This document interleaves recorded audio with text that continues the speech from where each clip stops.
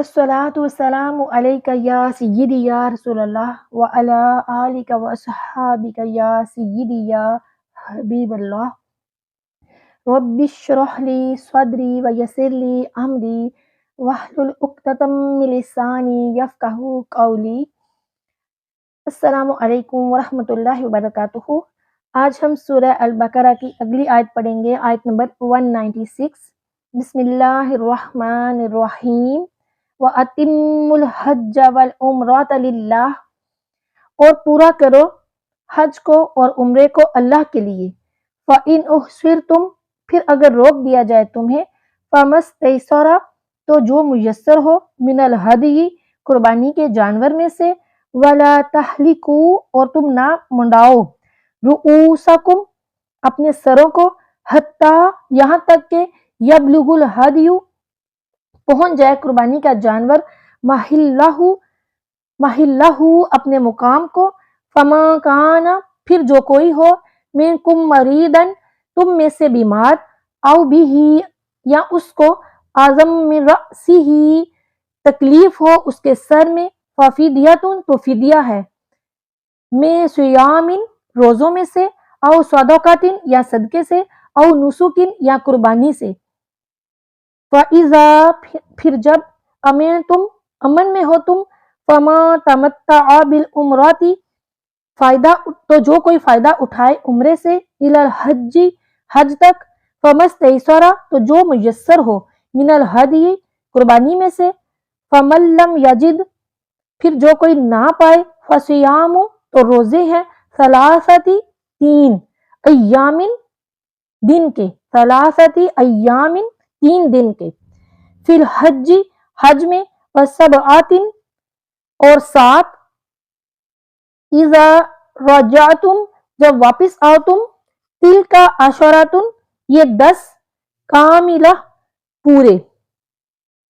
ज़ालिका लिमन lump यकुन, ये उसके लिए है जो ना हो, अहलुहु, अहलो अयाल उसके, हादिरिल मस्जिदिल हरामी, रहायशी मस्जिद हराम के। वत्तकुल्लाह, और तुम डर जाओ अल्लाह से, वअलमू, और जान लो, अन्नल्लाह, बिलाशुबह अल्लाह, शदीदुल इकाब, बहुत सख्त अजाब वाला है। इस आयत का बामुहावरा तर्जुमा है, और हज और उम्रा को अल्लाह के लिए पूरा करो। तो अगर तुमको हज या उम्रे से रोक दिया जाए, तो जो कुर्बानी तुमको आसानी से हासिल हो वो भेज दो, और जब तक कुर्बानी अपनी जगह पर ना पहुंच जाए, उस वक्त तक अपने सरों को ना मुंडाओ। बस जो शख्स तुम में से बीमार हो या उसके सर में कुछ तकलीफ हो, तो वो उसके बदले में रोजे रखे या कुछ सदका देकर या कुर्बानी करे। सो जब तुम हालत अमन में हो, तो जो शख्स हज के साथ उम्रा मिलाए, तो वो एक कुर्बानी करे, तो जिसको वो आसानी के साथ कर सके, और जो कुर्बानी ना करे, वो 3 रोजे अय्याम हज में रखे, और 7 रोजे जब तुम लौट आओ, ये कामिल 10 रोजे हैं। ये हज तमत्ता का हुक्म इस शख्स के लिए है जिसके अहलो अयाल मस्जिद हराम यानी कि मक्का मुकरमा के रहने वाले ना हो। और अल्लाह से डरते रहो, और जान लो कि बेशक अल्लाह सख्त अजाब देने वाला। अस्सलामु अलैकुम व रहमतुल्लाहि व बरकातुहू। आज हम सूरह अल-बकरा की अगली आयत पढ़ेंगे, आयत नंबर 196। अच्छा, ये जो आयत है, ये काफ़ी लंबी आयत है। इसके हम 2 पार्ट्स करेंगे, यानी 2 हिस्से करेंगे, और 2 हिस्सों में हम इसको पढ़ेंगे। ये आयत जो है, ये हज के बारे में है। पहला हिस्सा जो है वो अतिमुल हज्जा, यहाँ से लेकर औ नुसुकिन, यहाँ तक हम पढ़ेंगे। अब देखिए कि इस आयत का जो है पिछली आयतों के साथ ताल्लुक है, और वो क्या है कि ये इस रुकू में असल मजमून जो है वो हज है, और जो जंग का जिक्र था वो जुमला मोतरज़ा के तौर पर आ गया। लिहाजा अब हज और उम्रा पूरा करने और मजबूरी की हालत में हुदी देने का हुक्म दिया जा रहा है। यानी पहले हज की इब्तिदा का जिक्र था, और अब उसकी इंतहा का तज़किरा किया जा रहा है। पिछली आयत में फरमाया गया था कि हज की रुकावट दूर करने के लिए अगर तुम्हें जंग भी करनी पड़े तो करो। अब बताया जा रहा है कि अगर ये रुकावट दूर ना हो सके तब क्या करना चाहिए, और एहराम कैसे खोलना चाहिए। پچھلی آیت میں اللہ کی راہ میں خرچ کرنے کا حکم دیا گیا اور اب اس کا مقصود بیان ہو رہا ہے، یعنی کہ خرچ کر کے حج اور عمرہ پورا کرو، اور اگر حج نہ کر سکو تو خود ہی پر کچھ خرچ کر ڈالو۔ اس آیت کا شان نزول یہ ہے کہ یعلا ابن امیہ سے روایت ہے کہ حضور نبی کریم صلی اللہ علیہ وآلہ وسلم مقام جرانہ میں تھے کہ ایک شخص حضور نبی کریم صلی اللہ علیہ وآلہ وسلم کی خدمت میں جبہ پہنے اور خوشبو لگائے حاضر ہوا اور پوچھنے لگا، یا رسول اللہ صلی اللہ علیہ وآلہ وسلم، میں عمرہ کیوں ادا کروں؟ یعنی کہ یہ محرم تھا مگر بے خبری سے سلا ہوا کپڑا اور خوشبو استعمال کر رہا تھا۔ اس نے یہ سوال کیا ہی تھا کہ یہ آیت کریمہ جو ہے یہ نازل ہوئی۔ یعلا فرماتے ہیں کہ مجھے بہت روز سے تمنا تھی کہ میں وہی اترتے ہوئے دیکھوں، تو حضرت عمر فاروق رضی اللہ تعالیٰ عنہ نے فرمایا کہ اے یعلا، اگر تم وہی کی حالت دیکھنا چاہتے ہیں تو آؤ میں تمہیں دکھاؤں۔ یہ کہہ کر انہوں نے حضور نبی کریم صلی اللہ علیہ وآلہ وسلم کے چہرہ انور سے چادر اٹھائی تو کہتے ہیں کہ میں نے چہرہ پاک دیکھا۔ آپ صلی اللہ علیہ وآلہ وسلم اس وقت خراٹے لے رہے تھے اور منہ میں کچھ جھاگ سے تھے۔ جب یہ حالت ختم ہوئی اور وہی آ چکی تو حضور نبی کریم صلی اللہ علیہ وآلہ وسلم نے فرمایا کہ سائل کہاں ہے؟ اسے بلا کر حکم دیا کہ خوشبو دھو ڈال اور اپنا جبہ جو ہے وہ اتار دے، یعنی کہ بغیر سلے کپڑے پہن، اور جو حج میں کرتا ہے وہ عمرے میں کر۔ اچھا، یہ والی جو آیت ہے، آیت نمبر 196، یہ سمجھ لیجئے کہ یہ مکمل حج کے بارے میں ہے۔ اس آیت کی تفسیر میں ہم حج سے کیا مراد ہے، عمرے سے کیا مراد ہے، حج کسے کہتے ہیں، اس کے فرائض اور واجبات، اس کے فضائل اور مسائل، سب کچھ ہم پڑھیں گے انشاءاللہ عز و جل، اور حج کی فرضیت وغیرہ یہ تمام ڈیٹیل جو ہے وہ ہم اس آیت کی تفسیر میں پڑھیں گے۔ چلیں آیت کی تفسیر شروع کرتے ہیں، اور سب سے پہلے آیت کا جو پہلا حصہ ہے وہ اتم الحج والعمرۃ، اتم اتمام سے بنا ہے جس کے معنی ہے پورا کرنا، کامل کرنا، انتہا کو پہنچانا۔ یہاں پر سارے ہی معنی ہو سکتے ہیں۔ اور حج سے کیا مراد ہے؟ حج کے لغوی معنی ہے ارادہ کرنا، زیارت کرنا یا غالب آنا وغیرہ، لیکن اسلام میں حج ایک عبادت ہے جو کہ خانہ کعبہ کے طواف اور مکہ مکرمہ شہر کے متعدد مقدس مقامات پر حاضر ہو کر کچھ آداب اور اعمال بجا لانے کا نام ہے، اور حج جو ہے وہ اسلام کے 5 ارکان میں سے ایک اہم رکن بھی ہے، اور حج سال میں ایک بار ہوتا ہے اور اس میں بیت اللہ کا ارادہ کیا جاتا ہے، اسے حج کہتے ہیں۔ عمرہ سے کیا مراد ہے؟ عمرہ عمر سے بنا ہے جس کے معنی ہے زندگی، چونکہ یہ عبادت عمر بھر میں ہر وقت کی جا سکتی ہے، اس لیے اسے عمرہ کہا جاتا ہے، اور ممکن ہے کہ عمرہ بمعنی آبادی ہو، چونکہ بیت اللہ اس عبادت کی بدولت ہر وقت آباد رہتا ہے، لہٰذا اسے عمرہ کہا جاتا ہے۔ اب دیکھیں کہ حج اور عمرے کے اتمام کی چند صورتیں ہیں۔ کون کون سی؟ کہ صحیح طور سے ادا کرنا، یعنی حج اور عمرے کو صحیح طور سے ادا کرنا، حلال کمائی سے کرنا، حج اور عمرہ ملا کر کرنا یعنی قران، جب ان میں سے کسی کا احرام باندھ لے تو پھر پورا کرنا، اور ایام حج میں گھر سے احرام باندھ کر جانا۔ یہ ساری کی ساری چیزیں جو ہیں یہ حج اور عمرے کے اتمام کی چند صورتیں ہیں۔ حضور نبی کریم صلی اللہ علیہ وآلہ وسلم کے دنیا سے ظاہری طور پر تشریف لے جانے کے بعد سے تا قیامت مدینہ منورہ کی حاضری بھی حج کے اتمام ہی سے ہے، کہ فرمایا حضور نبی کریم صلی اللہ علیہ وآلہ وسلم نے کہ جس نے حج کیا مگر میری زیارت نہ کی اس نے مجھ سے جفا کی۔ حضور نبی کریم صلی اللہ علیہ وآلہ وسلم کی حیات میں جو حج ہوا اس میں حضور نبی کریم صلی اللہ علیہ وآلہ وسلم بذات خود حج میں تھے، اس لیے ان حجاج کا مدینہ منورہ میں حاضر ہونا ضروری نہیں تھا، لیکن اب وہ بات نہیں ہے، دنیا سے تشریف لے جا چکے ہیں اور مدینہ منورہ میں ان کی قبر انور ہے، تو اب وہاں پر بھی جانا ضروری ہے۔ اور یہ بھی یاد رکھیے کہ مسلمانوں کو یہ حکم دیا جا رہا ہے کہ حج اور عمرہ شروع کر کے اس کو ناقص نہ چھوڑیں بلکہ پورا کریں، اور خیال رکھیں کہ یہ دنیاوی اس میں کوئی غرض شامل نہ ہو، بلکہ للہ، اللہ کے لیے، اس کی رضا کے لیے، اس کی خوشنودی حاصل کرنے کے لیے کیا جائے۔ کفار کی طرح فقط میلہ دیکھنے، بازاروں سے چیزیں خریدنے، اپنی بڑائی کو بیان کرنے اور لوگوں میں خود کو حاجی مشہور کرنے کے لیے نہ کیا جائے، بلکہ اللہ کی رضا کے لیے کیا جائے۔ خلاصہ تفسیر یہ ہے کہ اس میں حج کے دو ضروری مسئلے بیان کیے گئے ہیں آیت میں، ایک حج عمرہ کا پورا کرنا اور دوسرے احرام باندھ کر بوجہ معذوری حج نہ کر سکنا۔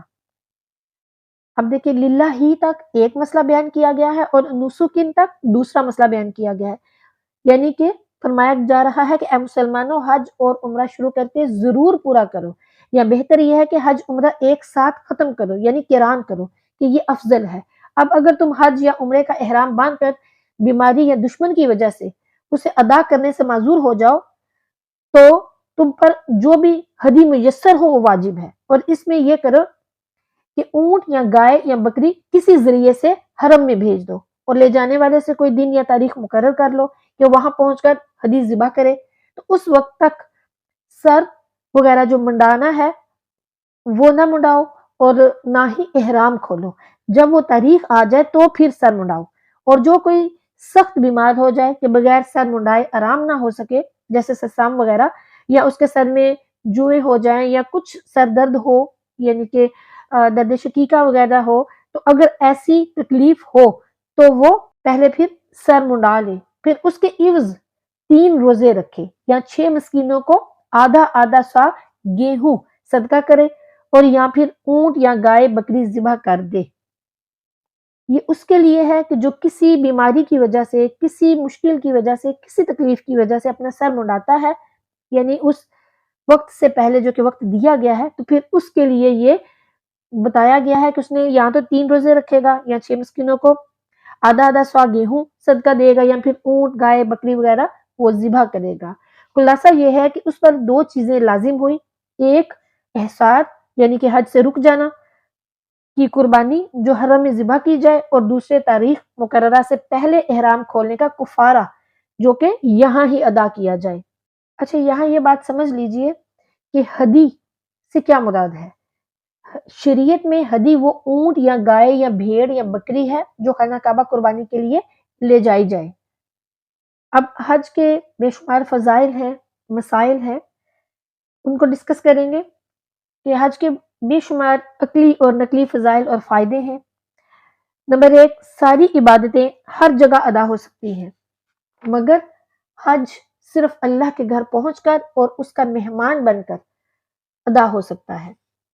اور دوسری عبادتیں جو ہیں جیسے کہ ہم نماز وغیرہ پڑھتے ہیں، نفلی نمازیں پڑھتے ہیں یا روزے رکھتے ہیں، تو ان میں اکثر اخفا بہتر ہوتا ہے، یعنی چھپ کے کرنا عبادتوں کو، لیکن جو حج ہے اس میں افضل ہے کہ اعلان کر کے جائے، سب کو اطلاع دے کہ میں حج کو جا رہا ہوں، علانیہ حج کرے۔ حضور نبی کریم صلی اللہ علیہ وآلہ وسلم نے بھی اعلان فرما کر حج کیا تھا۔ پھر دیکھیں ایک کتنی خوبصورت بات ہے حج کے بارے میں کہ جو دیگر عبادات ہیں ان میں اطاعت غالب ہے مگر حج میں عشق غالب ہے۔ کیسے کہ جو حاجی ہے وہ عاشقوں کی سی کفنی پہن کر چیختا شور مچاتا گرد و غبار میں بھرا ہوا بڑے ناخن بڑے بال کیے ہوئے اپنے پیارے رب کے دربار میں حاضر ہوتا ہے، اور کعبے کے ارد گرد ایسے گھومتا ہے جیسے شمع کے آس پاس پروانہ گھومتا ہے، پھر کہیں دوڑتا ہے، کہیں پتھر پھینکتا ہے، کہیں ٹھہرتا ہے۔ تو یہ سارے کے سارے کام عشق کے ہیں نا۔ اگر ہم عقل سے کام لیں تو ہم کہیں گے کہ یہ کیا ہے، ہم ایسا کیوں کریں، لیکن یہ عشق کی بات ہے، یہ عشق کے کام ہے۔ پچھلے عاشقین کی یادگاریں یہ ان کی یادگاریں ہیں، اور ظاہر ہے کہ اطاعت میں ترقی آہستہ ہوتی ہے اور عشق میں ایک دم تمام عبادت ہونا کچھ سمجھ میں آتا ہے، اس لیے وہ کام ہر جگہ عبادت ہے، مگر ارکان حج کا عبادت ہونا کچھ سمجھ سے ورا ہے کہ کودنا دوڑنا کنکر پھینکنا یہ ساری عبادات کیسے بن گئی، اس لیے یہ کام اور جگہ کرنا عبادت نہیں۔ یہ بات یاد رکھیے کہ اطاعت جو ہوتی ہے وہ عقل کے اندر ہوتی ہے، مگر عشق یہ عقل سے ورا ہوتا ہے، اور حج کی جزا رضا ذوالجلال ہے۔ اطاعت اور عبادات میں اصل ہے، مگر حج میں اچھوں کی نقل ہے کہ حضرت حاجرہ رضی اللہ تعالی عنہا اور حضرت سیدنا اسماعیل علیہ السلام حضرت سیدنا ابراہیم علیہ السلام اللہ کے پیارے حضور نبی کریم صلی اللہ علیہ وسلم کی مقبول حرکات و اعمال کی نقل کا نام ہے۔ پھر یہ دیکھیں کہ باقی جو جتنی بھی عبادتیں ہیں یا صرف بدنی ہیں یا صرف مالی ہیں، مگر حج میں دونوں قربانیاں داخل ہیں۔ حدیث مبارکہ میں حج کے بارے میں روایت ہے کہ حج اور عمرہ ملا کر کرو، کیونکہ یہ دونوں فقر اور گناہ کو ایسے مٹا دیتے ہیں جیسے بھٹی سونے چاندی کے میل کو۔ بعض دیگر عبادات سے صرف گناہ معاف ہوتے ہیں، مگر حج سے گناہوں اور حقوق العباد دونوں کی معافی ہو جاتی ہے۔ لیکن یہاں یہ بات سمجھ لیجئے، اس کا یہ مطلب ہرگز نہیں ہے کہ حج سے حق مٹ جاتے ہیں، بلکہ یہ کہ ادائے حقوق کی کوتاہیاں معاف ہوتی ہیں، جیسے قرض کی وعدہ خلافی وغیرہ۔ اب آگے پڑھتے ہیں کہ حج کے کچھ مسائل۔ حج کب فرض ہوا؟ حج 9 ہجری میں فرض ہوا۔ مختلف تاریخیں ہیں، مختلف روایات ہیں۔ کوئی کہتا ہے کہ 5 ہجری، کوئی 6 ہجری اور کوئی 9 ہجری، اور زیادہ جو ہے وہ حج 9 ہجری کے بارے میں ہے کہ فرض ہوا، کہ کچھ نے فرمایا 8 ہجری بھی فرمایا ہے، اور حضور نبی کریم صلی اللہ علیہ وآلہ وسلم نے ایک جگہ پہ ہے کہ 10 ہجری کو حضور نبی کریم صلی اللہ علیہ وآلہ وسلم نے حج کرایا تھا۔ حج جو ہے وہ 2 ہیں، حج اکبر اور حج اصغر۔ حج عمر میں ایک بار مالدار پر فرض ہے، اور عمرہ جو ہے وہ سنت ہے۔ حج کے لیے مہینہ اور تاریخیں مقرر ہیں، مگر عمرے میں تاریخیں اور مہینہ جو ہے وہ مقرر نہیں ہے، یہ ہم کبھی بھی کر سکتے ہیں۔ اور عمرے میں احرام شرط ہے، اور طواف اور صفا مروہ کے درمیان دوڑنا یہ رکن ہے۔ یعنی عمرہ صرف یہ ہے کہ حرم سے باہر احرام باندھ کر طواف کرے اور صفا اور مروہ کے درمیان دوڑ کر احرام کھول دے۔ حج میں 3 فرض ہیں اور 5 واجب ہیں۔ نمبر 1 احرام، اور نمبر 2 عرفات میں ٹھہرنا، اور نمبر 3 طواف زیارت۔ تو فرض اس میں یہ کیا ہے؟ یہ فرض ہے۔ اور حج کے واجب کیا ہے؟ حج کے واجب میں نمبر 1 مزدلفہ میں ٹھہرنا، نمبر 2 صفا مروہ کی سعی کرنا، اور نمبر 3 جمروں پر کنکر مارنا، نمبر 4 طواف وداع کرنا، اور نمبر 5 سر منڈانا یا بال کٹوانا۔ یہ 5 واجب ہیں، اور پہلے جو تھے وہ 3 فرض تھے۔ آگے ہے کہ حج کی کتنی قسمیں ہیں۔ حج کی 3 قسمیں ہیں۔ نمبر 1 حج افراد، جس میں صرف مناسک حج ادا کیے جائیں اور اس سے پہلے عمرہ نہ کیا جائے، یہ صرف مکہ مکرمہ میں رہنے والوں کے لیے ہے۔ نمبر 2 حج تمتع، میقات سے عمرے کا احرام باندھ لیا جائے اور عمرہ کرنے کے بعد سر کے بال کٹوا کر یا منڈوا کر حلال ہو جائے، اور پھر 8 تاریخ کو حج کا احرام باندھ لے اور مناسک حج ادا کرنے کے بعد حلال ہو جائے۔ نمبر 3 ہے حج قران، میقات سے احرام باندھ لیا جائے اور عمرہ ادا کرنے کے بعد احرام کو برقرار رکھا جائے، پھر اسی احرام کے ساتھ حج کریں اور مناسک حج ادا کرنے کے بعد سر کے بال کٹوا کر یا منڈوا کر احرام کھول دیں۔ حج قران میں زیادہ مشقت ہے اور اس کا اجر بھی بہت زیادہ ہے۔ اکثر روایات کے مطابق حضور نبی کریم صلی اللہ علیہ وآلہ وسلم نے جو حج کیا تھا وہ حج قران تھا۔ حج تمتع یہ دونوں مکہ مکرمہ سے باہر کے رہنے کے لیے ہے۔ اب دیکھیں، جب احرام باندھ لیا جاتا ہے تو اس میں کچھ ایسے کام ہیں جو کہ ممنوع ہیں، یعنی کہ وہ منع ہیں۔ کون سے ہیں؟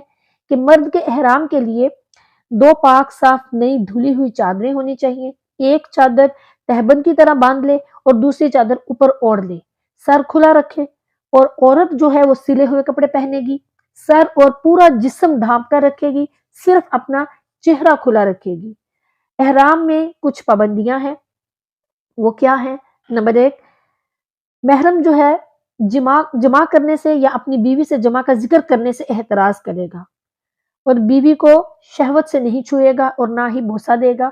نمبر 2 کسی قسم کا کوئی گناہ نہیں کرے گا۔ نمبر 3 کسی سے لڑائی جھگڑا نہیں کرے گا۔ نمبر 4 خشکی کے جانوروں کو شکار نہیں کرے گا اور نہ ہی ان کی طرف اشارہ کرے گا، نہ ان کی طرف رہنمائی کرے گا۔ نمبر 5 قصدن یا بلا قصد خوشبو نہیں لگائے گا۔ خوشبو کا سونگھنا مکروہ ہے۔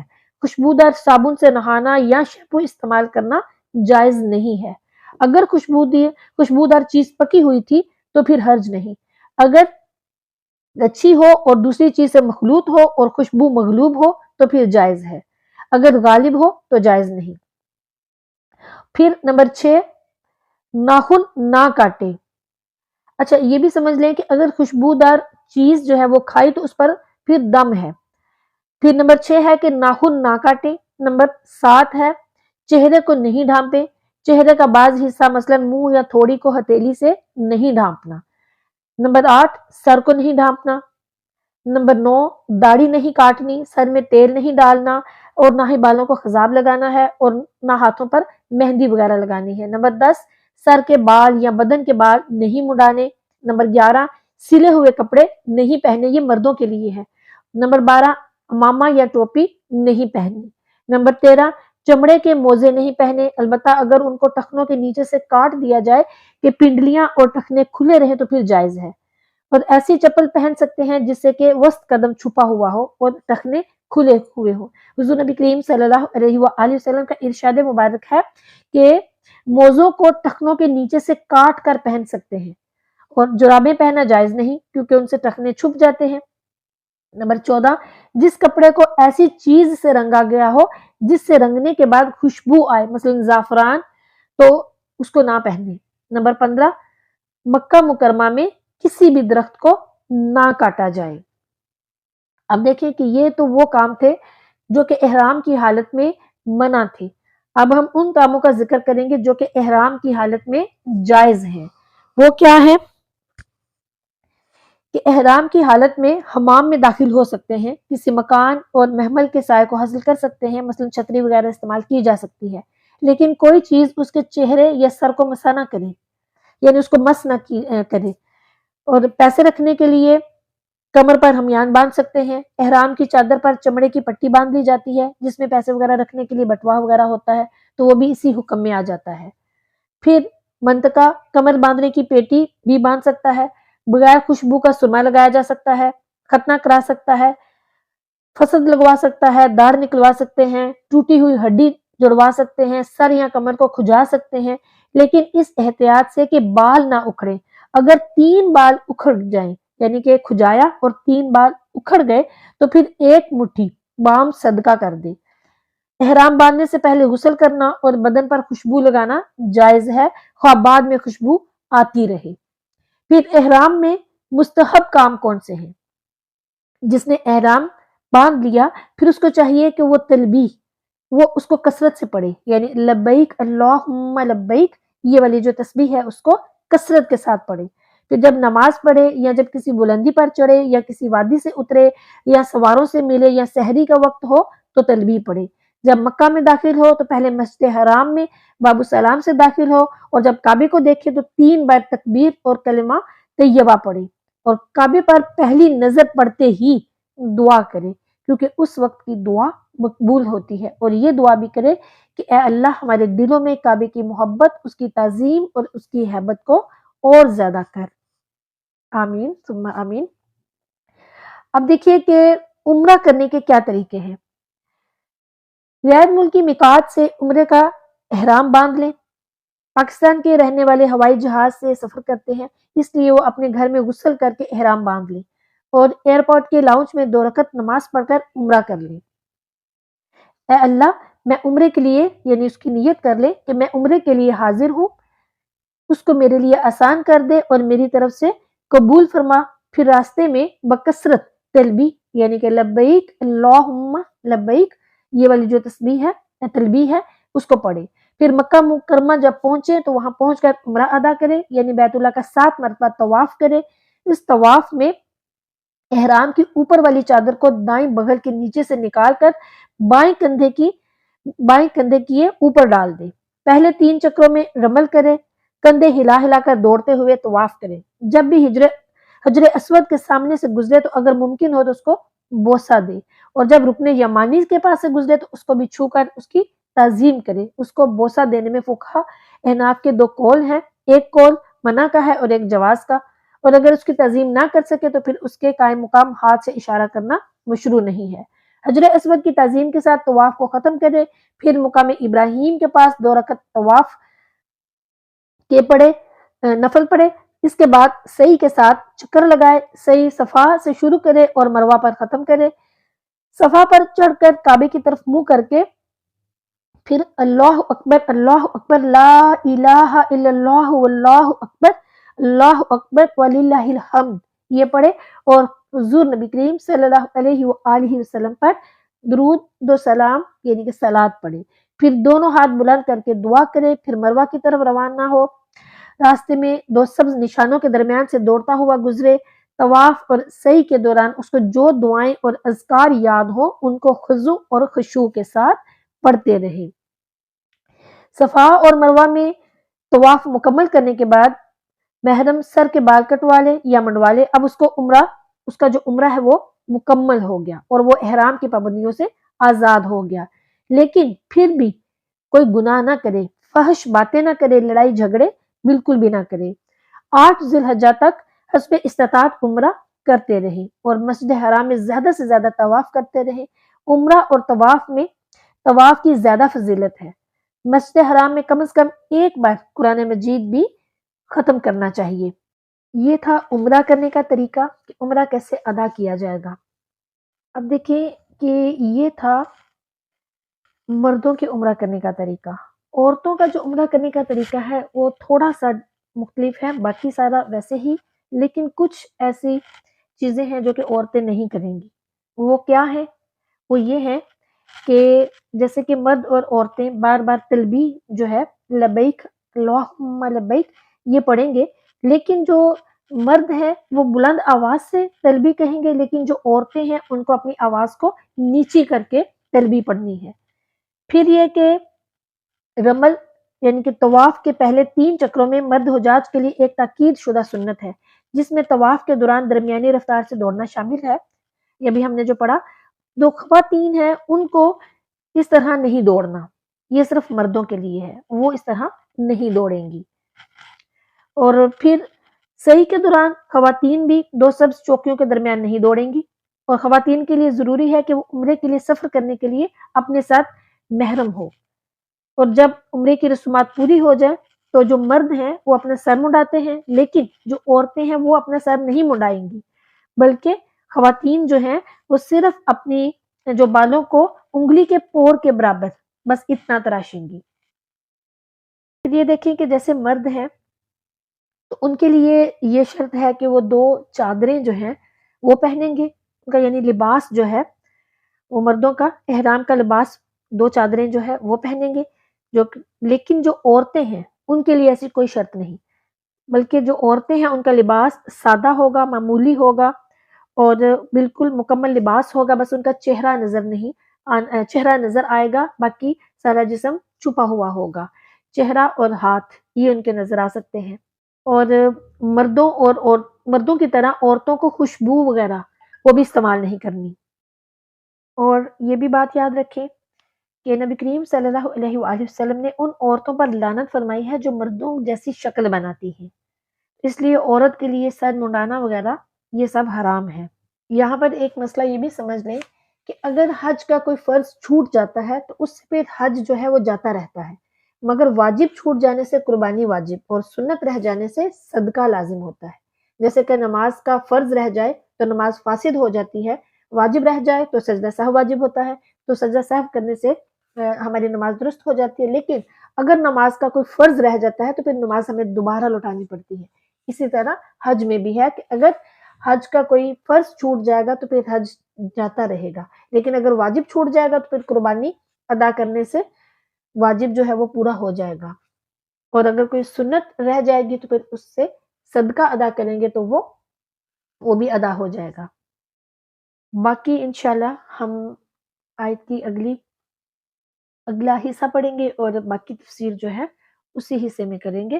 اب دیکھیں اس جو آیت کا یہ حصہ ہے اس کی ایک صوفیانہ تفسیر بھی ہے۔ تو صوفیہ کرام کیا فرماتے ہیں؟ صوفیہ کرام فرماتے ہیں کہ عوام کا حج بیت اللہ کا قصد اور اس کی زیارت ہے، اور جو خاص لوگ ہیں ان کا حج رب البیت کا قصد ہے اور اس کی بارگاہ کی حاضری ہے۔ سبحان اللہ۔ عوام جو ہے وہ میقات پر پہنچ کر دنیاوی لباس اور زینتیں چھوڑ کر لباس احرام پہنتے ہیں، یعنی عام جو لوگ ہیں ہم جیسے گنہگار ان کے بارے میں صوفیہ کرام فرماتے ہیں کہ وہ جب میقات پر پہنچتے ہیں تو پھر دنیا کا جو لباس اور زینتیں ہیں وہ چھوڑ کر احرام پہن لیتے ہیں، لیکن جو خاص لوگ ہوتے ہیں، جو اللہ والے ہوتے ہیں، وہ کیا کرتے ہیں، وہ اول ہی سے اپنے مال اولاد کی محبت کو ترک کر دیتے ہیں، یعنی کہ وہ حج پر بھی وہ ویسے ہوتے ہیں اور حج کے بغیر بھی ویسے ہی ہوتے ہیں، وہ دنیاوی لباس اور جو دنیاوی زینتیں ہوتی ہیں وہ پہلے ہی چھوڑ چکے ہوتے ہیں۔ اور فرماتے ہیں، کتنی خوبصورت بات فرماتے ہیں صوفیہ کرام، کہ جو عام لوگ ہوتے ہیں، عام عوام ہوتی ہے، وہ جانور کی قربانی کرتے ہیں، لیکن جو خاص الخاص لوگ ہوتے ہیں وہ اپنے نفس کی قربانی کرتے ہیں۔ ان خواص میں بھی بعض رب کا حج کرنے جاتے ہیں، جیسے کہ حضرت موسیٰ علیہ السلام، حضرت ابراہیم علیہ السلام، ان کو حج کا اور طور اور شام میں ہوا، یعنی کہ حضرت موسیٰ علیہ السلام کوہ طور پر جاتے تھے، حضرت ابراہیم علیہ السلام جو ہیں وہ شام گئے، مگر جو خاص الخاص اس حج کے بلائے جاتے ہیں، سبحان اللہ، جو خاص الخاص ہیں وہ اسی طرح بلائے جاتے ہیں، سبحان اللہ۔ ایک اور تفسیر ہے، صوفیہ کرام فرماتے ہیں کہ اے توحید ذات کے حاجی اور توحید صفات کے عمرہ کرنے والے، تو یہ حج عمرہ دونوں ہی پورے کر اور تمامی مقامات طے کرتا ہوا اللہ سے اللہ کی طرف، اللہ میں اللہ کے لیے جا۔ اگر کافر نفس امارہ جو ہے تجھے روکے تو اس نفس کی قربانی کعبہ قلب میں بھیج دے، اور جیسی قربانی تجھے آسان ہو وہ کر ڈال، خود نفس کی یا اس کی صفات کی، اور جب تک کہ یہ نفس اپنی قربان گاہ میں نہ پہنچ جائے تب تک تو سر نہ مڈانا، یعنی دل کو غموں سے، جسم کو دنیاوی تعلقات سے اور خیال کو عادات سے خالی نہ کر۔ جب یہ نفس قتل ہو جائے تب یہ سب بال کا وبال دور کر دے، مگر جو کوئی بیمار ہو، یعنی اس کی استعداد کمزور اور جو دل ہے وہ دنیاوی عوارض سے بھرا ہوا ہو، یا اس کے سر میں تکلیف ہو، یعنی کہ برے خیالات کا ہجوم ہو، جس وجہ سے اس راستے کو وہ طے نہ کر سکے اور صفائی قلب پر قناعت کرنا چاہے، اس پر فدیہ لازم ہے کہ جائز مشغلے اختیار کرے، ناجائز کو چھوڑ دے، عبادت اور مخالفت نفس میں مشغول رہے۔ سبحان اللہ۔ اللہ سے دعا ہے کہ وہ ہمیں حج اور عمرے کی سعادت نصیب فرمائے، آمین ثم آمین۔ اور صوفیہ کرام نے جو اتنی خوبصورت بات کی کہ جو عام لوگ ہیں ان کا حج بیت اللہ کا قصد ہے اور اس کی زیارت ہے، اور جو خاص لوگ ہوتے ہیں ان کا حج رب البیت کا قصد ہے، یعنی کہ وہ اپنے رب کی طرف جاتے ہیں۔ اللہ تعالی ہمیں بھی اپنا قرب عطا فرمائے، اپنی رضا میں راضی رہنے والوں میں شامل فرمائے، آمین ثم آمین۔